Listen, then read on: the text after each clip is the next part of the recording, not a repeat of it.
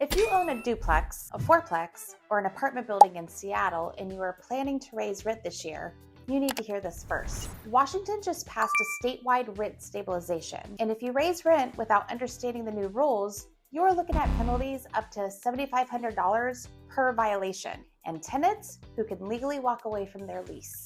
I'm Christi Lagasse, the Director of Growth at SJA Property Management, and we manage over 1,000 homes across Greater Seattle. Here is what every multifamily landlord needs to know right now. Let's start with HB 1217, Washington's new statewide rent stabilization law. It took effect May 7th, 2025, and it fundamentally changes how rent increases work for multifamily landlords. 3 things you need to know.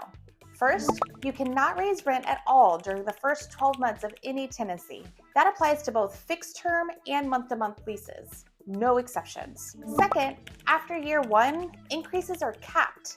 For 2026, the Washington Department of Commerce has confirmed that the cap is 9.683% in any 12-month period.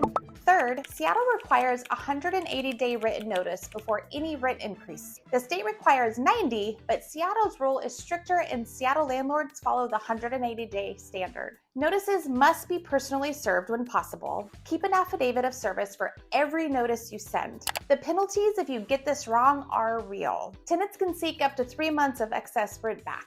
The Attorney General can pursue civil penalties up to $7,500 per violation, and tenants can terminate their lease before any unlawful increases takes effect. One exemption worth knowing is that buildings that received a certificate of occupancy within the last 12 years are exempt from the rent cap. If that applies to your building, document it and keep that certification on file. Before we go any further, let's talk about RRIO, the Rental Registration and Inspection Ordinance. This requires every rental unit in Seattle to be registered before it can be legally occupied. Duplexes, triplexes, fourplexes, apartments, rented ADUs, all of them. This matters more than most landlords realize. If your property is not registered, you may lose your right to pursue an eviction even when you have a completely valid legal reason. The RRIO is the legal foundation your landlord rights rest on. If you are not certain that your registration is current, you should check it today. The cost of finding out now is $0. The cost of finding out during an eviction proceeding is not. Let's take a quick pause here. If this is helpful, hit subscribe. We put out practical Seattle landlord content every week, and a like helps more multifamily owners find this. Okay.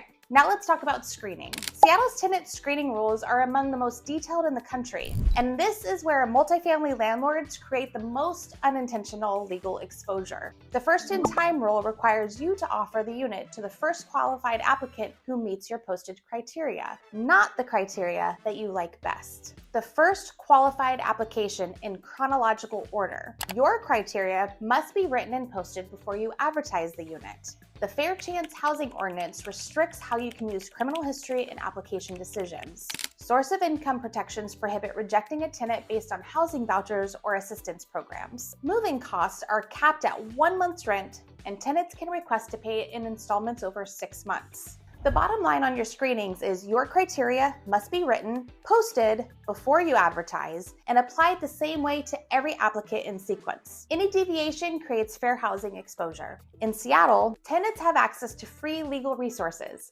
and they know their rights, so make sure you know yours too. This is exactly the kind of regulatory environment where professional management is not a luxury. It is a risk management decision. A single mistake in any of these areas can cost more than a year of rental income. Our job at SJA is to make sure that never happens to our clients, and we make sure that we are always updated to the law changes like this. Click the link to book your free consultation. We will go over your specific property, your current processes, and give you an honest read on where your exposure is and what it would take to close those gaps. I'm Christi Lagasse with SJA Property Management. Thanks for watching, and go ahead and hit subscribe for more Seattle property management content. And drop your questions in the comments. We read and answer everything. We'll see you next time.